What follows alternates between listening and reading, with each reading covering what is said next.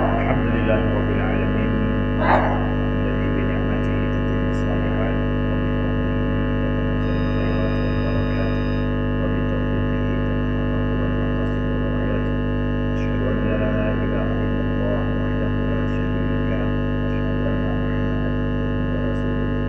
Allahumma shalli wa sallim wa barik ala sayyidina Muhammadin wa ala alihi wa sahbihi wa sallim. Subhanaka la ilma lana illa ma 'allamtana innaka antal alimul hakim. Allahumma 'allimna ma yanfa'una wanfa'na bima 'allamtana wa zidna ilma. Rabbana innana amanna faghfir lana dhunubana wa qina adzaban nar.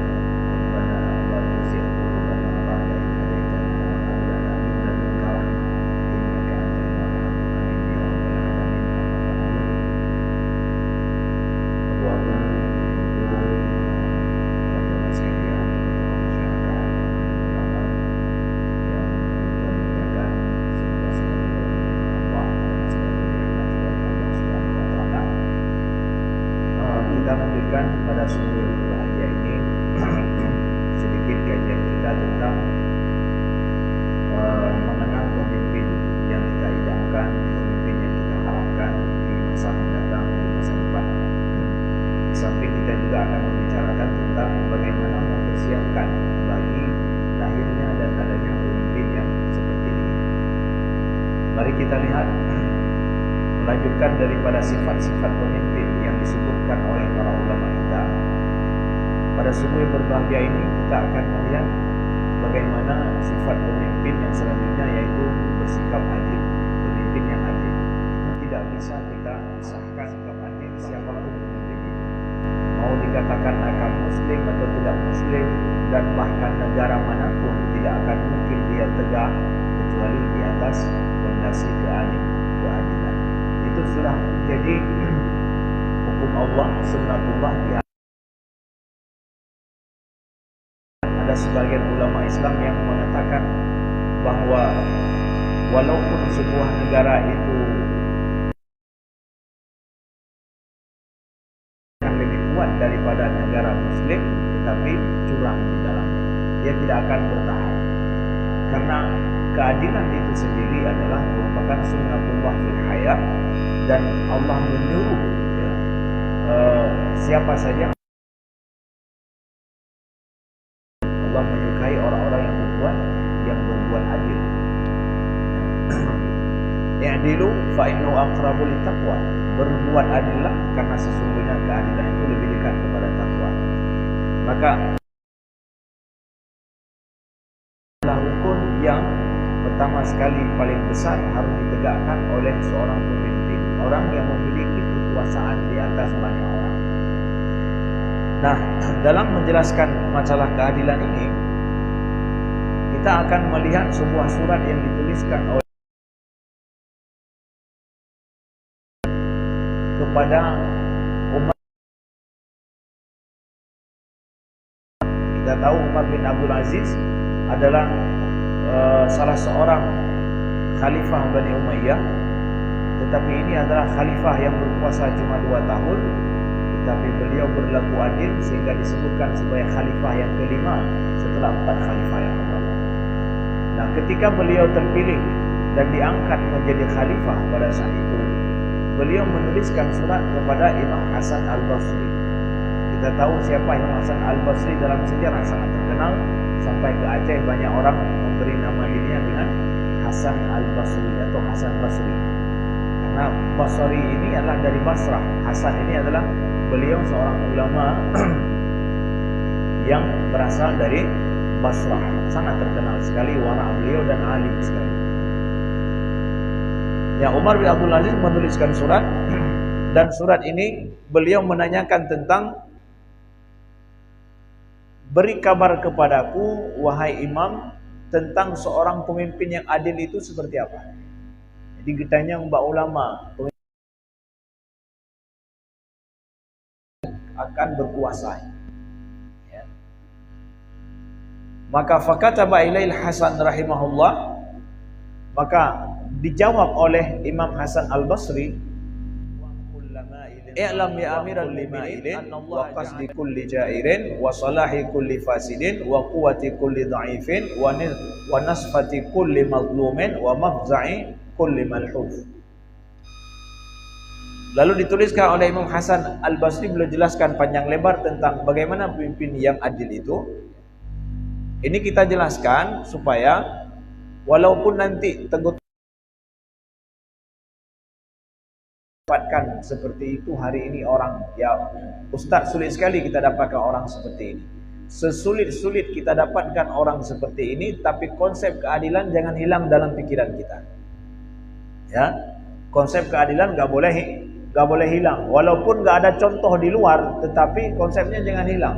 Betampi hana contoh oleh adilnya kiban leh. Gara-gara hana leh orang yang berbuat adil sehingga hilang keadilan. Kita pun sudah nggak tahu lagi adil itu seperti apa. Dari orang buta hana udang langit kiban. Karena dia nggak pernah melihat. Maka begitu juga dengan ini. Walaupun kita nggak pernah melihat, tapi jangan hilang konsep keadilan itu seperti apa pemimpin yang adil. Ya Amirul Mu'minin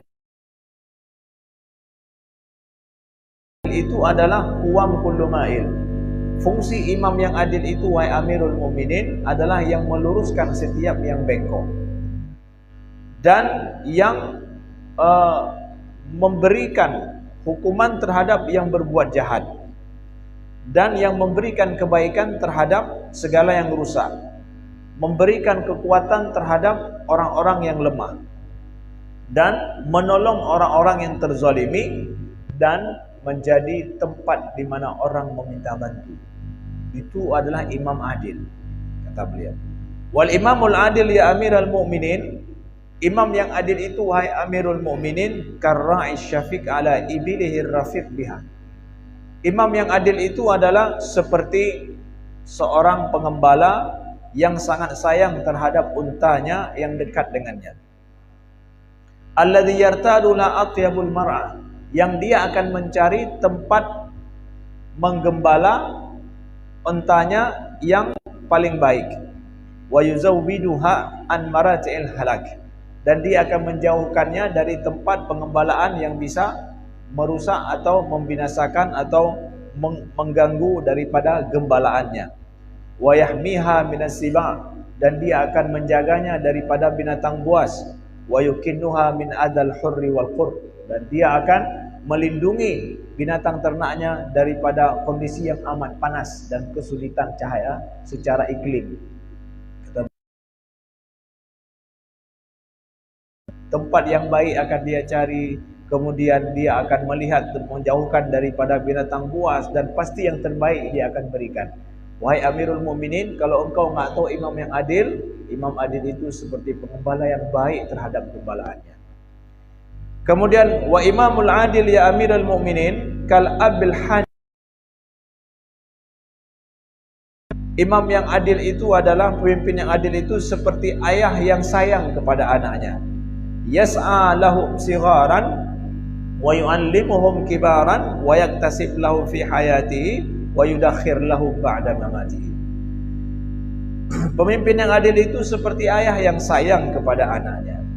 Dia berusaha bagi anaknya waktu anaknya kecil, dan dia mengajarkan anaknya pada saat anaknya sudah besar, dan dia berusaha dalam hidupnya untuk menghasilkan demi anaknya, dan dia akan yudakhir lahum, dia akan menabung untuk anaknya setelah dia mati. Dia akan berusaha baik. Tabung itu nanti makan, ada tempat dia berlindung dengan orang pemimpin yang kepada Umar bin Abdul Aziz. Kemudian wal imamul adil ya Amirul Mu'minin, wahai Amirul Mu'minin, kalau masih engkau tidak paham juga, maka imam adil itu adalah kal ummi syafiqah al-barrah ar-rafiqah biwaladiha, adalah seperti seorang ibu yang sayang kepada anaknya, yang baik, yang sayang kepada anaknya.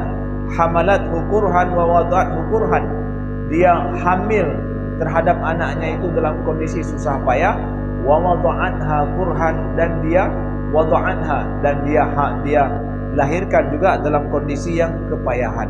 Wa rabbathu tiflan tasharu bisahrihi wa taskun bisukunihi wa tarda'uhu taratan wa tuftimuhu ukhra wa tafrah bi'afiyatihi wa taghtam bisyikayatihi. Seorang ibu yang membesarkan anaknya, dia tidak tidur di malam hari karena anaknya tidak tidur, dan kepada susu, dan dia mengakhiri penyusuan pada saat umurnya sudah sampai penyusuan, dan dia akan senang dengan anaknya yang sehat, dan dia akan merasa sedih pada saat anaknya sakit. Itu imam adil, wahai Amirul Mukminin, seperti seorang ibu yang sayang kepada anaknya. Begitu juga pemimpin yang sayang kepada rakyatnya. Wal imamul adil ya Amirul Mukminin, imam yang adil itu wahai Amirul Mukminin seperti wasiyul yatama, seperti seorang yang diwasiatkan kepadanya anak yatim. Wa khazinul masakin, imam adil itu adalah pemimpin adil itu adalah khazinul masakin, gudang perbekalan bagi orang-orang miskin, ya. Yurabbi saghiruhum wa yumawinu kabiruhum, dia akan memberikan mendidik orang-orang miskin dan anak yatim yang kecil, dan dia akan memberikan kebutuhan mereka pada saat mereka besar. Imam yang adil wahai Amirul Mukminin kal qalbi bainal jawarih, itu seperti hati antara seluruh anggota tubuh, jantung antara seluruh anggota tubuh, yang kalau seandainya jantung baik, baiklah seluruh tubuh. Imam yang adil, pemimpin yang adil, kalau dia baik, baik seluruh orang, kalau dia rusak, hamba-hambanya. Jadi imam yang adil, dia sangat respect, sangat mendengar terhadap firman Allah, hukum Allah, dan dia membacakan hukum Allah, firman Allah itu kepada rakyatnya. Ganyan yang pegah apa rakyat Allah gayuh menoh ke kitanya. Makanya dulu kita dapatkan banyak sekali pemimpin-pemimpin masa dulu yang dia sendiri juga menjadi khatib, berkhutbah. Berkhutbah itu bagi seorang pemimpin sulit. Bukan cuma masalah apa yang diucapkan, orang akan menilai setiap hari dia naik khutbah bicara apa kelakuannya. Orang kalau seandainya ketahuan curang, tidak akan mau orang mendengarkan khutbah. Dan bahkan secara psikologi, orang yang hana betul buat dengan haba, hana betul ke haba, dia tidak akan berani itu. Karena orang sudah menilai, sudah tahu perbuatan dengan itu hana sama. Tapi kalau berani dia berkhutbah, setidaknya ada kejujuran yang terus dia pelihara dalam diri. Walau tidak sempurna mungkin, dia akan siap membacakan firman-firman Allah kepada hamba-hambanya. Wa yanzuru ila Allah wa yuriyahum wa yanqadu ila Allah wa yaquduhum fala takun ya amiral mu'minin fima malakaka Allah azza wa jalla ka'abdin ya'tamanahu sayyiduh wastahfadhahu malu wa iyaluhu fabaddala al-mal wa syarrada al-iyal fa afqara ahlahu wa farraqa malahu. Jadi kita lihat yang bagaimana seorang ulama masa dulu menasihati Amirul Mukminin, seorang pemimpin.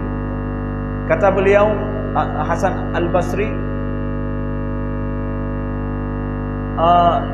seorang pemimpin yang adil itu adalah dia akan melihat kepada Allah dan mengajak orang ramai untuk melihat kepada Allah, dan dia akan patuh kepada Allah dan mengajak orang lain untuk patuh kepada Allah. Maka wahai Amirul Mukminin, janganlah engkau dengan kekuasaan yang telah Allah berikan kepadamu, engkau menjadi seperti seorang hamba sahaya yang diamanahkan sesuatu oleh tuannya, kemudian dan diminta untuk menjaga hartanya dan juga keluarganya, fabaddadal mal, tetapi hartanya dia habiskan, kemudian keluarga tuannya itu porak-poranda sehingga miskinlah keluarga tuannya, dan hartanya juga habis gara-gara tidak becusnya atau tidak adilnya orang yang diamanahkan ini. Jangan engkau seperti itu. Ketahuilah wahai Amirul Mukminin, annallaha anzalal hududa liyazjira biha 'anil khaba'is wal fawahish. Wahai Amirul Mukminin, Allah telah membuat ada hukum. Hukum-hukum Allah itu yang harus ditegakkan oleh seorang pemimpin, seperti hukum qisas, seperti hukum potong tangan dan yang lain itu namanya hudud di dalam syariat Islam. Itu semua Allah syariatkan supaya tidak terjadinya kemungkaran dan dosa besar dilakukan oleh manusia beramai-ramai. Jadi adanya hukum seperti itu, kalau ada yang membunuh dia dibunuh, itu adalah demi apa? Demi supaya orang lain tidak ikut perbuatan yang keji seperti itu. Selesai pada orang yang melakukan itu, nggak akan ada efek lagi yang melakukan demikian. Ya, fa kaifa idza ataha man yariha. Wahai Amirul Mukminin, kalau seandainya orang yang disuruh menjaga hukum itu pula yang melakukan kriminal itu, apa yang akan terjadi wahai Amirul Mukminin? Engkau seorang pemimpin disuruh untuk menegakkan hukum ini, tapi engkau pula yang melakukan kejahatan itu. Apa yang akan terjadi wahai Amirul Mukminin? Wa anna Allah anzalal qisas hayatan li'ibadi. Sesungguhnya Allah menurunkan hukum kisas sebagai kehidupan bagi hambanya. Fa kaifa idza qatalahum man yaqtasalahum. Maka bagaimana kalau yang menjadi pembunuh itu adalah yang menegakkan hukum itu sendiri? Wahai Amirul Mukminin, beliau bicara, Imam Hasan Al-Basri, pemimpin yang membunuh rakyat. Beliau, jangan engkau seperti itu. Jadi ini termasuk disorot oleh Imam Hasan Al-Basri karena kemampuan membunuh rakyat itu adalah ada pada seorang pemimpin, pada seorang yang diberikan kekuasaan oleh pemimpin juga. Membunuh orang yang biasa itu ada. Sehingga kalau dia membunuh rakyatnya, ya, maka siapa yang akan memberikan hukum keadilan? Hukum Allah itu akan ada kisos, sedangkan dia sendiri sebagai pembunuh. Na'udzubillah. Nah, maka kita menginginkan hukum di negara kita ini, setiap ada yang melakukan pembunuhan, walaupun itu oleh penguasa sekalipun, maka hukum itu harus tegak setegak-tegaknya supaya ini tidak terjadi di dalam kehidupan kita yang bisa merusak tatanan kehidupan yang aman pada saat penguasa itu memiliki kebebasan atau diberikan uang atau tidak tegaknya hukum pada saat melakukan kesalahan, sebagaimana yang sudah kita tahu. Bagaimana kasus Sambo, ada seorang penguasa. Bagaimana juga yang kasus yang terakhir seorang yang diduga adalah pas pampres, yang orang yang dekat, yang terlatih khusus, yang dekat dengan orang nomor 1 di Indonesia, orang yang paling aman, justru pasukan itu yang melakukan tindakan premanisme. Ini sungguh sangat keji sekali. Hukum harus tegak supaya tidak terjadi lagi sesuatu yang seperti ini di masa yang mendatang. Maka di akhir daripada ini kata Imam Hasan Al-Basri, wal imamul adil alladhi huwa awwalu sab'ah alladhi yudhilluhumullah fi dhillihi yawma la dhilla illa dhilluh. Wahai Amirul Mukminin, imam yang adil itu adalah orang yang pertama hari kiamat nanti yang akan dinaungi oleh Allah pada saat tidak ada naungan kecuali hanya naungan Allah. Pemimpin adil itu seperti itu, kata Imam Hasan Al-Basri. Jadi beliau menyampaikan di bagian akhir, tenang wahai Amirul Mukminin, imam yang adil itu adalah orang yang pertama dipanggil hari kiamat nanti yang langsung diberikan perlindungan oleh Allah Subhanahu wa taala. Ada pegah yang mangat-mangat ile, yang susah mendung pegah mendung. Yang sulit-sulit itu semua disampaikan dulu, terakhir baru dan dia akan mendapatkan ini wahai Amirul Mukminin. Enggak model kampanye kita hari ini. Yang mangat-mangat mandung pegah, yang sulit hantam dan pegah macam. Yang susah enggak kita sampaikan, yang enak-enak jadi pemimpin itu yang kita sampaikan. Sehingga dia yang mau naik berkuasa mikir enak semua. Sedangkan Hasan Al-Basri Beliau sampaikan yang sulit-sulit, yang susah itu semua. Tenang wahai Amirul Mukminin, di akhir kalau engkau berbuat adil, maka engkau akan diberikan oleh Allah Subhanahu wa taala perlindungan pertama hari kiamat adalah dirimu yang akan dipanggil. Setelah itu semua, ya, saudaraku yang dimuliakan Allah, itu pemimpin yang adil. Maka kami sampaikan di sini, sebagaimana tadi malam kita sampaikan bahwa hari ini kekuasaan di negeri kita tidak sama seperti zaman dulu pada seorang raja yang memiliki semua titah ada di tangannya. Hari ini sudah dibagi. Presiden saja sudah tidak memiliki 100% kekuasaan di tangannya. Sudah dibagi-bagi. Ada hal yang presiden sendiri tidak bisa untuk untuk melanggar. Tidak bisa, ada hukum di sana, ada orang yang berhak untuk menegurnya, ya, bahkan kepres yang bisa dikeluarkan presiden saja bisa harus ditarik. Kenapa? Ada orang tidak setuju. Menyajamun, so boleh pegahan tang raja. Ya. Kalau raja tidak bersikap adil, ya sudah akan berlaku. Hari ini tidak. Artinya bahwa dengan demikian, siapa saja hari ini Anda menjadi caleg juga, itu Anda mendapatkan bagian daripada raja itu. Yang dulu hanya di tangan.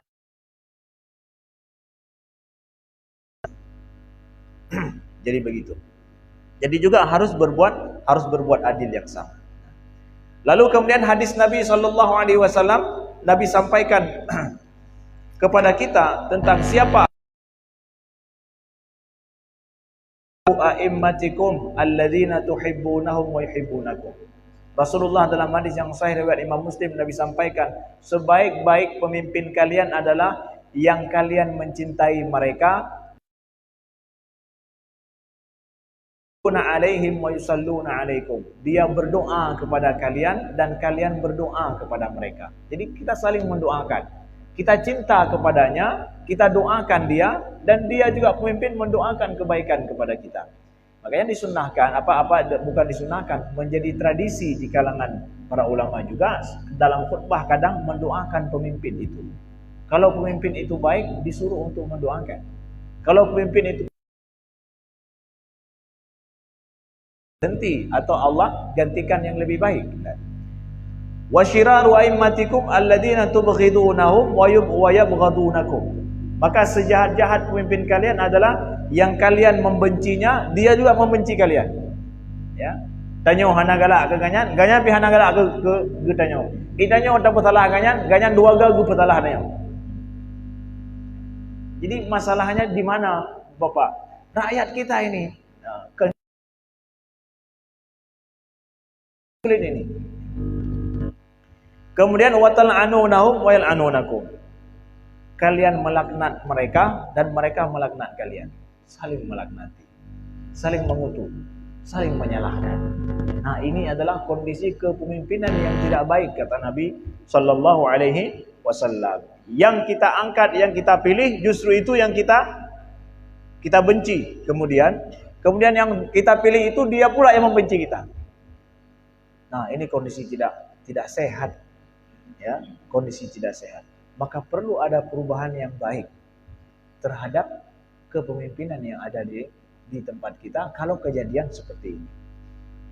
Maka kembali kepada pertanyaan yang tadi malam kita tanyakan. Ustadz, kalau begitu, pemimpin yang adil itu lahir dari seorang ayah dan ibu dengan sendirinya, atau dia hasil daripada dilahirkan oleh masyarakat di sekitarnya, atau bangsa di mana tempat dia tinggal? Ya. Apakah pemimpin yang adil itu lahir dari seorang ayah dan ibu saja sudah begitu, atau ada pengaruh daripada masyarakatnya sehingga dia muncul seorang pemimpin yang baik di masyarakat kita? Tokoh-tokoh yang baik dia akan menjadi orang-orang yang memimpin. Mengatakan bahwa orang-orang tokoh-tokoh yang baik yang akan memimpin dan memberikan keadilan di masyarakat pada saat memimpin itu lahir daripada masyarakat, kondisi masyarakat yang sehat pula. Ya, kondisi masyarakat yang sehat dan baik.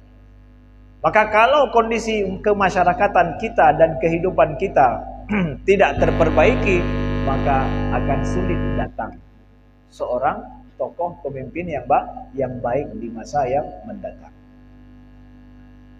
Lalu bagaimana Ustaz? Nah, di sini kami sampaikan beberapa ide yang harus kita jalankan bersama dalam masyarakat kita untuk memperbaiki kondisi kita, sehingga nanti akan datang seorang pemimpin yang baik dari kalangan kita, walaupun bukan dari kita tapi dari anak kita atau cucu kita. Pemimpin yang adil. Kalau seandainya kita merasa hari ini masih perlu ada perbaikan banyak di masyarakat kita.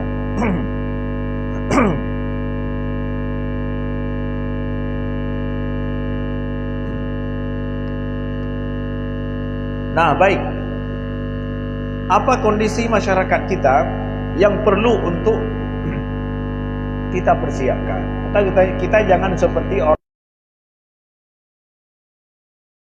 sangat banjir, banyak ikan yang lepas dari bandangnya, lalu kemudian kita memancing pada saat itu, udah tunggu saja pada saat banjir kita cari ikan. Persis seperti itu juga masa kampanye saja, masa pemilu saja kita mencari imam yang adil atau orang-orang yang berbuat adil untuk memimpin. Gak akan dapat. Tapi cari ikan yang baik, persiapkan tambak yang baik pula. Tambak yang baik, benih yang baik, tambak yang baik. Di situ akan ada ikan yang baik. Begitu juga hari ini kita ingin ada orang-orang yang kita amanahkan di atas menjadi orang yang jujur dan baik dan amanah, persiapkan pula kehidupan bermasyarakat yang bisa menumbuhkan orang-orang yang seperti ini. Yang pertama adalah para ulama dan pemikir menciptakan dan menyebarkan pola pikir yang soleh.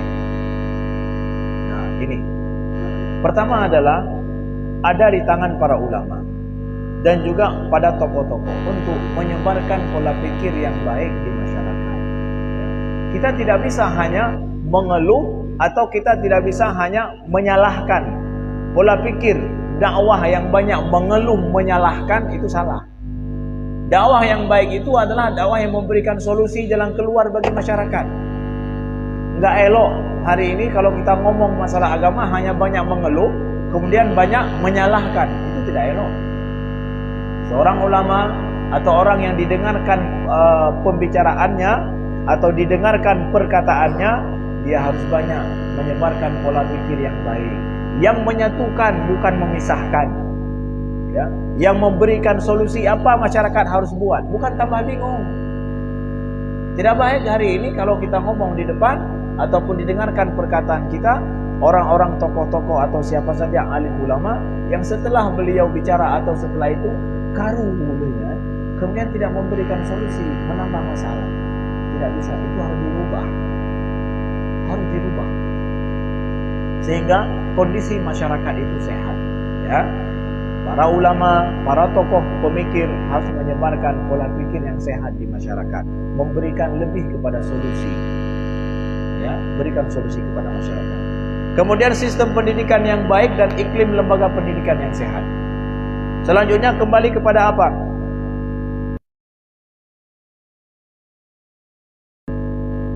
Lembaga-lembaga pendidikan kita itu harus berbenah untuk apa? Untuk datangnya anak-anak kita, mereka nanti yang lebih baik ke depan. Maaf cakap, dulu misalkan anak-anak kita masuk ke sekolah kah ataupun ke universitas, ada kan fenomena kita lihat, ini hanya fenomena kecil ya. Pelonco, nak ingat bagaimana pelonco itu? Menghinakan tidak? Menjatuhkan martabat tidak? Tapi itu di lembaga pendidikan ada, tempat lain tidak ada. Ya enggak begitu? Hari ini dianggap sebuah kejahatan, ya enggak? Kenapa dulu enggak dianggap kejahatan, hari ini dianggap kejahatan? Nyo ke hasil-hasil pelonco penduduk. Akhirnya kita anak-anak kita hasil pelonco, akhirnya menancip. Pelanga-pelongo ini. Karena apa? Salah daripada sistem pendidikan, ada yang salah di sana dalam mendidik. Akhirnya yang muda-muda ini kan gara pelonco mendang ya. Ini bukan gara pelonco, saya katakan pasti begitu. Tapi ada kesalahan sistem pendidikannya yang tidak benar-benar dijaga melahirkan seorang yang punya karisma yang baik, punya percaya diri yang baik, ini justru direndahkan, dihinakan, dijadikan seperti yang tidak pernah ada. Contoh, itu tandanya ada kesalahan dalam sistem pendidikan. Maka hari ini kalau sistem pendidikan kita juga masih ada yang salah sampai menghinakan anak-anak, tidak memberikan hak kepadanya, maka tidak akan lahir juga dari lembaga pendidikan itu seorang yang brilian, seorang yang baik. Karena apa? Diperlakukan dengan cara yang tidak baik. Maka lembaga pendidikan harus berbenah dengan adil, dengan baik, dengan sehat, menjadi iklim keilmuan yang sehat, sehingga nanti lahir dari sana generasi yang lebih baik daripada kita. Bapak Ibu yang dimuliakan Allah, sebuah dosa besar paling besar di dunia pendidikan apa? Kecurangan. Itu adalah dosa besar yang paling besar di dunia pendidikan. Akbarul kabair dalam dunia pendidikan. Kecurangan yang terpelihara di lembaga pendidikan. Gak mungkin akan ada generasi yang baik sedangkan lembaga pendidikan melakukan kecurangan. Baikkah itu sesama guru, sesama pengajar, ataupun antara guru dan pelajar? Sesama guru ada kecurangan, entahkah dalam jabatankah, entah dalam ini, entah dalam itu, nggak akan ada iklim pendidikan yang baik. Guru saja merasa dicurangi, tidak ada diberikan kebebasan ataupun keluasan bagi guru untuk dipenuhi haknya dengan baik. Maka siapa saja yang menjadi manajemen pendidikan, itu kewajiban orang yang menjadi manajemen pendidikan untuk menjaga bagaimana guru-guru itu mendapatkan haknya sehingga dia mampu memberikan hak kepada murid atau mahasiswa. Kalau mereka tidak diberikan haknya dengan baik, tidak diperlakukan adil, dia tidak akan mampu memperlakukan adil kepada mahasiswanya juga. Diberikan ruang yang baik kepada mereka sehingga mereka akan sehat dalam mendidik mahasiswa atau mendidik murid-murid. Itu harus berbenah dengan baik dalam dunia pendidikan kita. Kalau bukan di dunia pendidikan, di mana lagi? Kalau bukan di dunia pendidikan kita ajarkan kejujuran, di mana lagi? Maka alhamdulillah kami ada suatu usaha daripada kami, yaitu kami ada membuat sebuah sekolah SD, ya, setingkat SD. Itu kami buat program kurikulumnya adalah yang anak-anak itu kami ukur, kami ajarkan setahun itu adalah akhlak khusus. Setiap tahunnya itu satu akhlak aja. Ya, tahun pertama bicara mereka belajar tentang iman dalam semua ilmu pendidikan yang mereka belajar tentang iman. Tahun yang kedua kami ajarkan tentang kejujuran, tahun ketiga tentang amanah.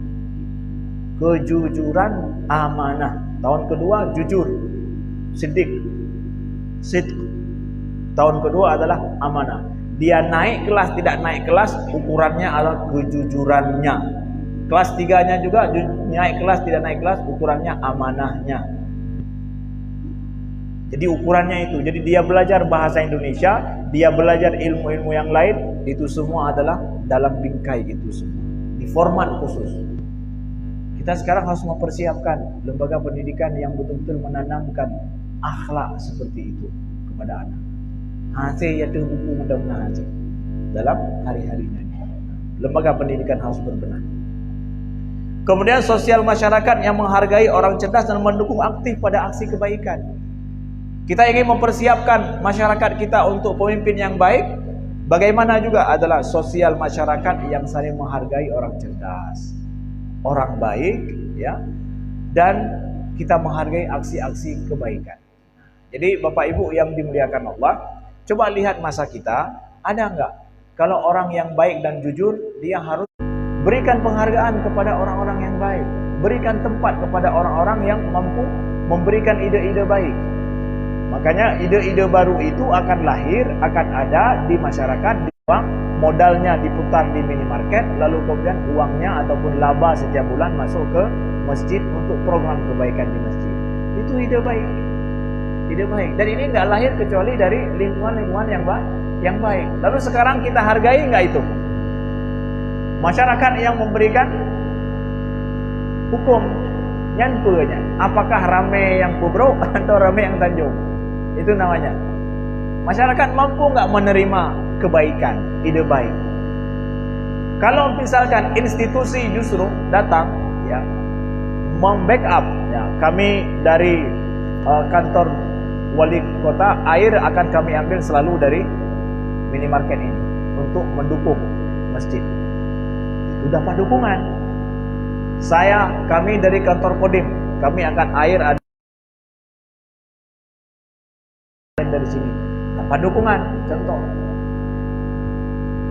sehingga nggak bilang untuk siapa-siapa ya, cuma contoh aja. Begitu juga dari dinas yang lain, contoh misalkan akan ambil dari itu, berarti dapat dukungan, ide baik didukung.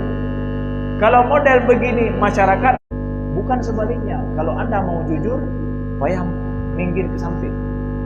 Kenapa? Masyarakat tidak mendukung. Amar ma'ruf nahi mungkar secara bersama. Ini adalah kewajiban besar di dalam Islam. Komitmen terhadap amar ma'ruf nahi mungkar. Ada yang ma'ruf kita sokong bersama, ada yang mungkar kita cegah bersama-sama. Jadi tidak bisa kita katakan itu kan sudah ada tanggung jawab si fulan, tanggung jawab si fulan, tanggung jawab bagian ini, bagian itu. Tanggung jawab kita bersama. Ada kebersamaan sesama kita dalam langkah amar ma'ruf nahi mungkar.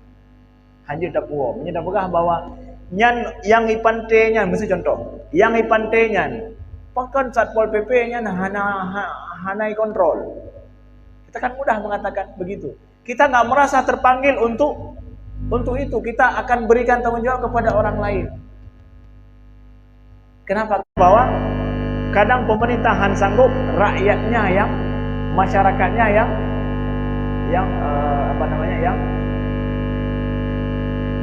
naik ataupun rakyatnya yang bertindak ikut memperbaiki.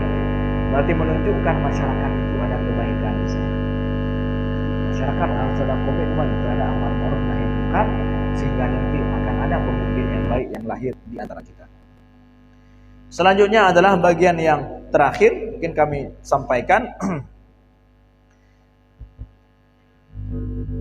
Ada budaya yang berbaik sangka dan juga budaya menghargai sesama. Itu harus diperbaiki. Kita berbaik sangka kepada orang lain dan juga menghargai orang lain. Nyo sangat penting. Kita termasuk pribadi-pribadi yang berburu tegar. Tidak bisa. Hargai orang lain. Berikan orang lain lebih dulu. Nah, penghargaan orang lain ini kita dapatkan di negeri maju. Itu sangat merakyat dan sangat berbudaya. Ini kita dapatkan hasil pendidikan yang baik. Kita naik bis itu, pengalaman kami naik bis di Kanada misalkan, bisnya belum datang, tuh orang sudah antri. Kalau pagi-pagi begini, jam 7 orang banyak pergi ke kantor, bis belum datang, tempat datang bis itu semua sudah antri. Antrinya putar-putar benar. Demi apa? Siapa yang duluan tadi, dia yang berhak naik. Maka yang terlambat, kita terlambat lihat, banyak sekali ini orang sih, udah di belakang. Dan nggak ada satupun yang mencoba untuk menerobos, padahal bisa. Padahal bisa. Apalagi merasa apa? Kamkarat, nyo, katilat. Tilat drone. Kalau Anda terlambat, kenapa orang lain Anda korbankan? Anda yang salah. Itu cara berpikir orang sana.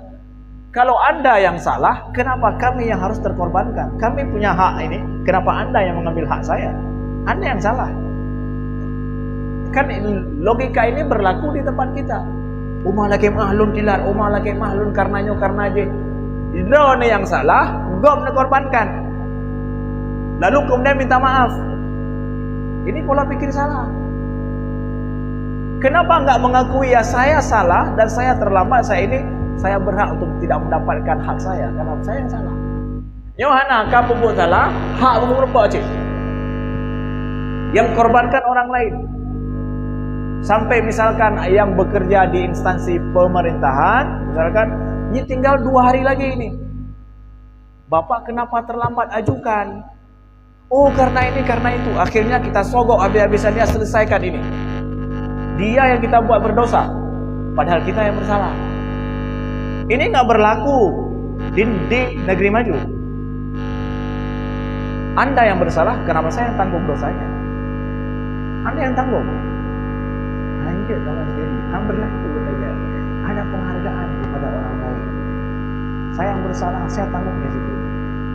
Ya sudah, berarti tinggal 2 hari lagi, nggak mungkin. Proses tidak mungkin berlaku. Tidak bisa lagi kena bapak terlambat. Tapi demi cara harusnya. Yang gimana caranya? Ini nggak berlaku sama sekali di negeri maju. Jadi Bapak Ibu yang dimuliakan Allah, kita sampaikan bahwa mesti ada penghargaan terhadap orang lain dalam kehidupan kita, dan juga budaya berbaik sangka itu harus merakyat dan menjadi budaya kita sehari-hari. Insya Allah akan, kalau budaya seperti ini hidup, insya Allah akan ada orang-orang baik ke depan yang akan peduli dan akan menjadi pemimpin-pemimpin baik lebih ke atas atau berdekat Allah, insya Allah. Sekian daripada saya. Kalau ada pertanyaan silakan.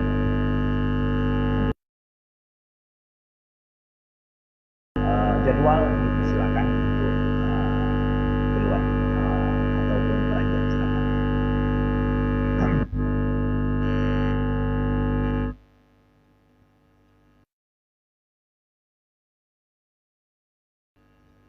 Silakan. Waalaikumsalam.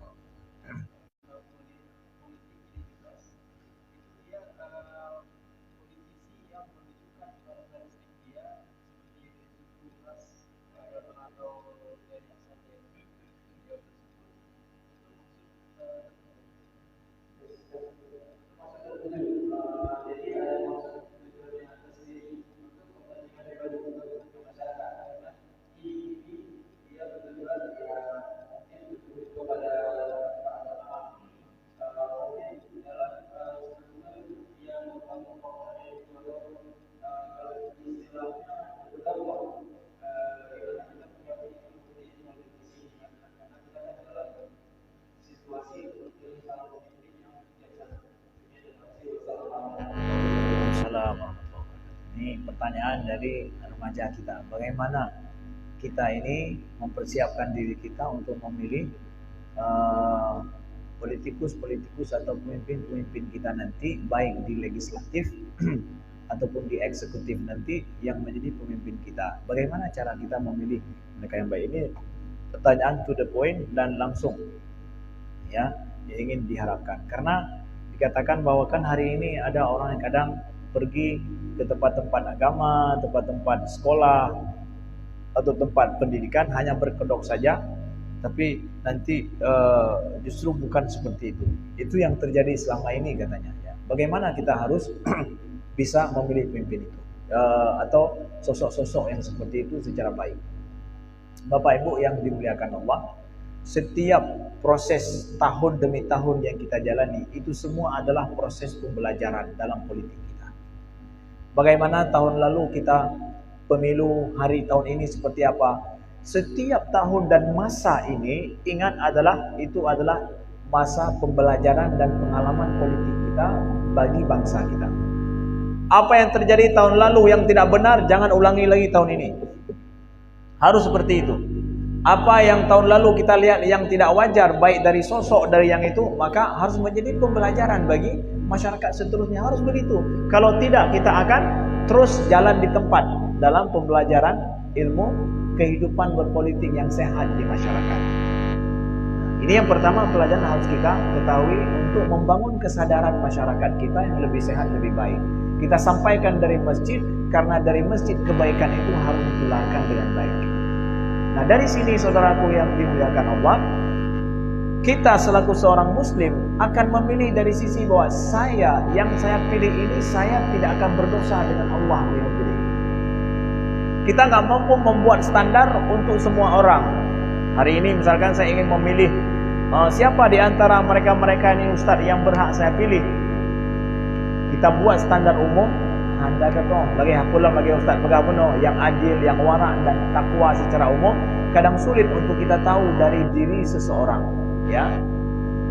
Maka hari ini gimana juga caranya? Saya akan buat standar untuk diri saya sendiri dalam saya memilih orang.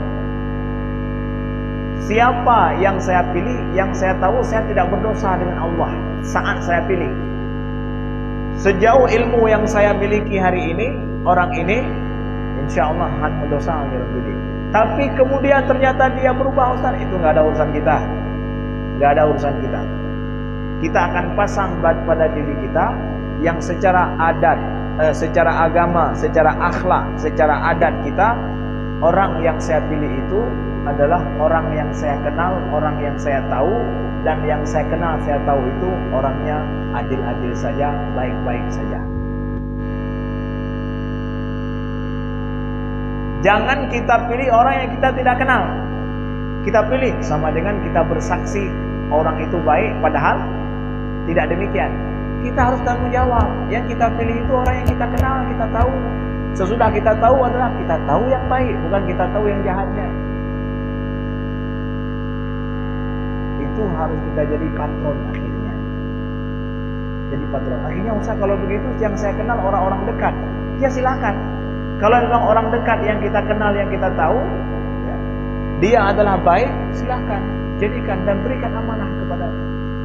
Ketika kami di Melabuh juga ada yang kecil yang tanya, Ustaz, kalau seandainya kami di pemilu nanti, dari kampung kami sepakat fulan yang akan kami naikkan karena adalah begini-begini adanya, dan kami buat perjanjian kalau dia naik nanti untuk peduli terhadap kampung kami dalam masalah 1, 2, 3 ini diperjuangkan di sana. Apakah boleh? Saya sampaikan memang begitulah dia. Memang begitu. Orang yang kita pilih ke atas sana, yang kita itu adalah orang yang berjanji untuk memperjuangkan hak rakyat ini.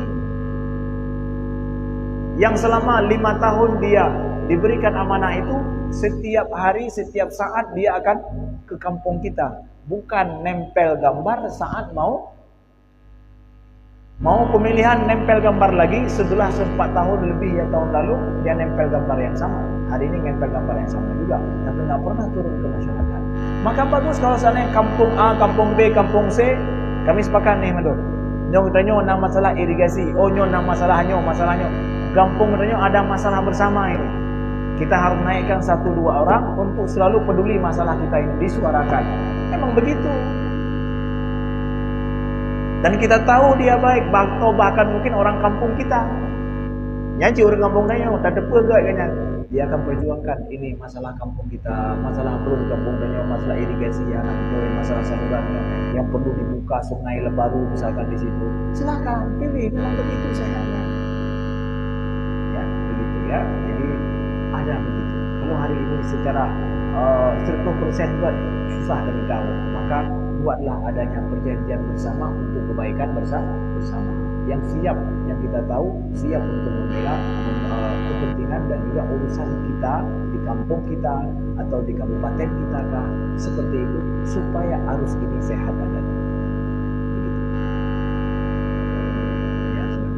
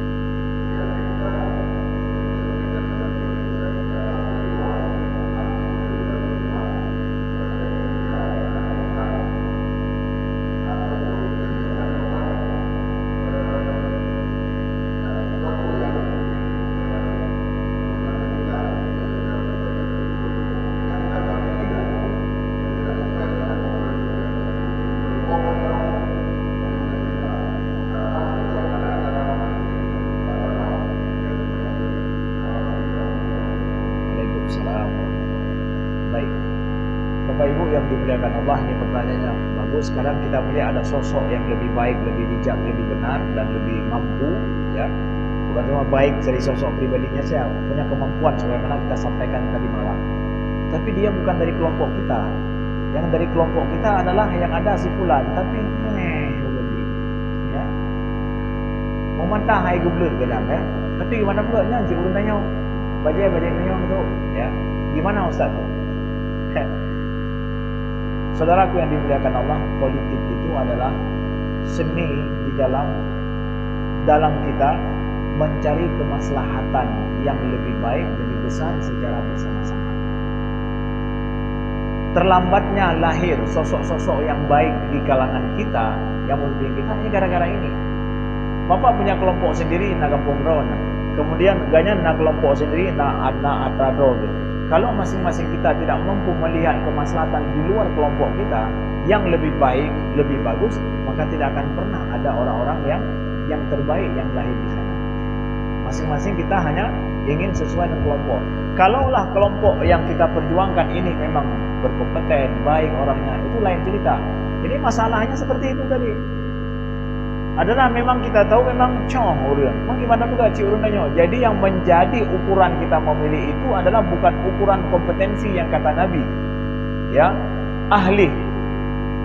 Dhaif, innaka la dhaif kata Nabi semalam, engkau ni lemah. Jadi walaupun lemah, walaupun enggak kuat, tapi ini kelompok saya.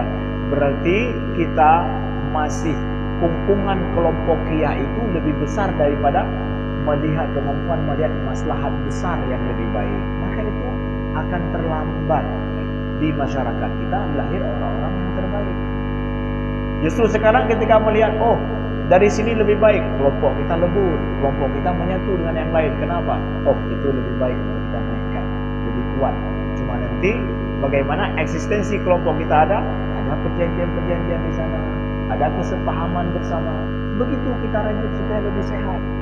Bukan justru memusuhi. Ini enggak kelompoknya ingat buat kampanye hitam ke J karena kan kelompok tanya. Jangan begitu. Tidak baik. Kita persiapkan mental kita untuk pesta demokrasi yang ke depan yang lebih baik. Kalau enggak kita persiapkan seperti ini, pemahaman yang baik, selamanya akan yang jauh-jauh. Jadi kadang kita enggak menilai dari sisi bahwa halal haram. Anak mungkin mampu dan yang haram urang je. Nyata yang haram antara dua urangnya. Kadang enggak bisa begitu kita nilai.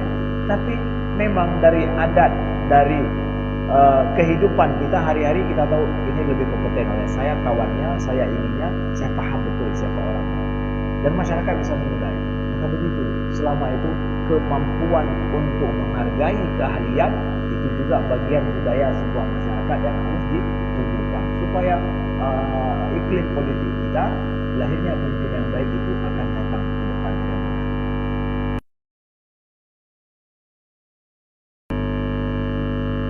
Nah, dua-dua yang dikatakan itu, maka yang paling kuat yang dapat jatah, karena yang mulianya yang paling kuat jangan sah pertama, sah kedua, kemudian terakhir. Nanti sah pertama. Ya.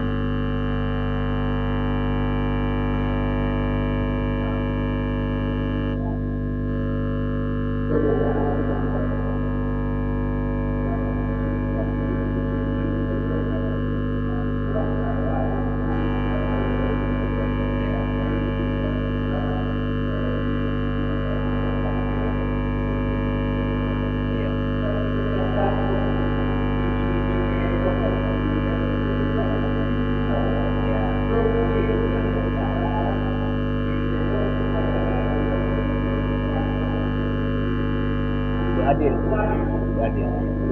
Iya.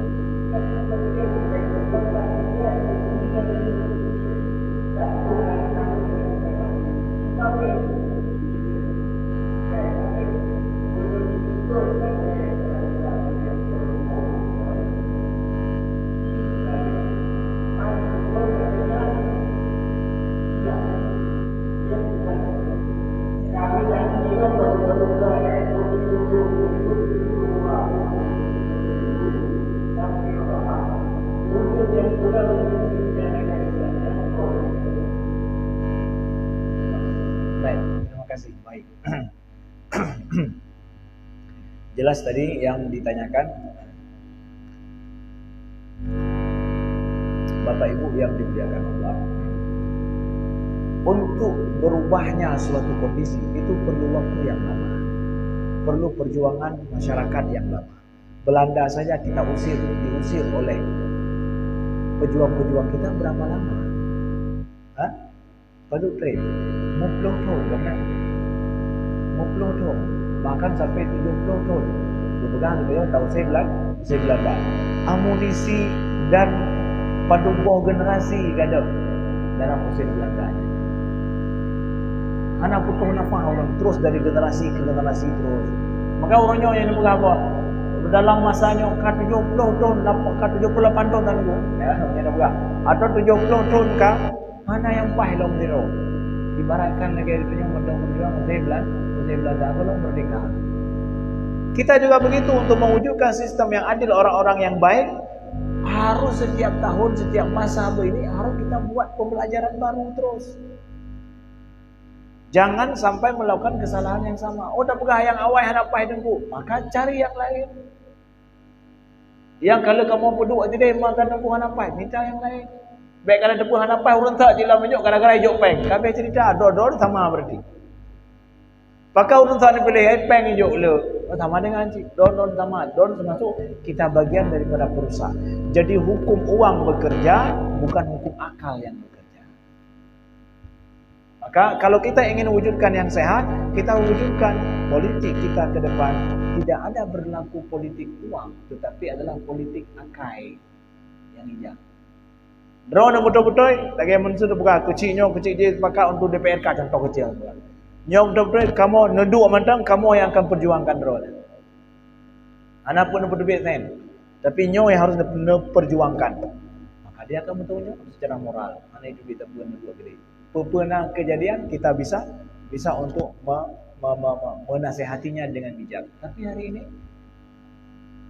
pada saat kemampuan uang itu yang bekerja, yang berbuat, maka setelah itu uanglah yang kita nggak bisa ngomong apa-apa. Maka ini harus jadi pembelajaran kepada generasi, apalagi generasi muda kita ke depan. Kalau abu-abu lupuan kalau ledor ternyata yang awal caranya anak betul, maka uke caranya bele tanya ulangi sama sekali supaya lahir yang lebih baik di kalangan masyarakat kita ke depan. Begitu. Silakan terakhir.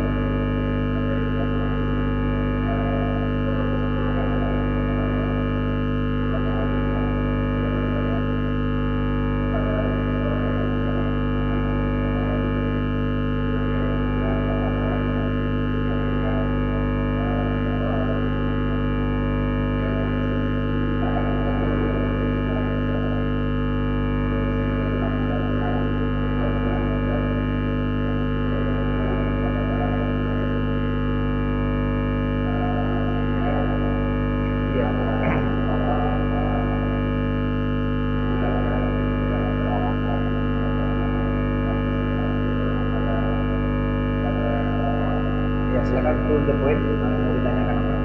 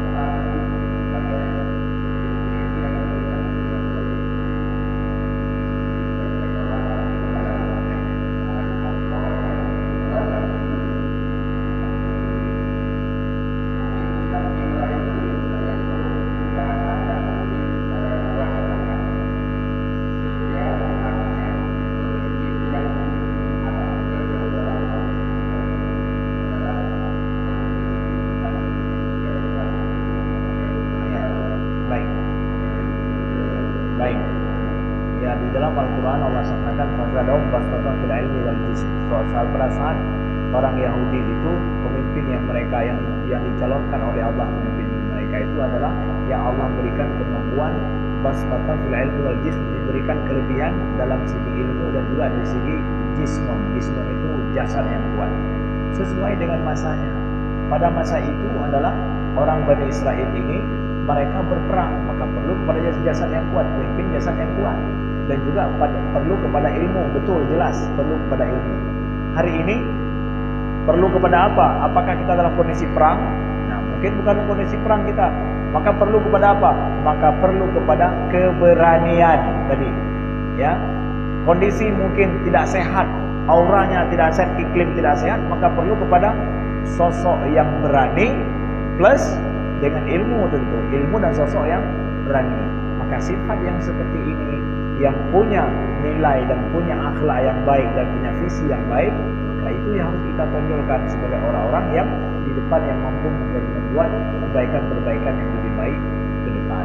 Maka saudaraku yang dimuliakan Allah, di akhir daripada ini kami sampaikan bahwa memilih itu bukan masalah sosok saja, tapi juga masalah adat budaya kita. Kalau adat budaya yang lebih sehat itu tidak berubah, maka sosok yang kita pilih juga tidak akan berubah adanya. Ya, insyaallah ke depan akan lebih baik. Terima kasih atas segala perhatian. Usaha kita bersama akan dilihat oleh Allah. Wa qul i'malu fa sayarallahu 'amalakum wa rasuluhu wal mu'minun. Berbuatlah, sesungguhnya Allah akan melihat dan Rasulnya dan juga orang-orang mukmin. Allah berikan hidayah kepada kita. Allah bantu umat Islam dan umat daripada umat Nabi sallallahu alaihi wasallam. Aku qouli hadza wa sallallahu alaihi wa lakum. Subhanakallahumma wa bihamdika asyhadu an la ilaha illa anta astaghfiruka wa atubu ilaika. Wassalamualaikum warahmatullahi wabarakatuh.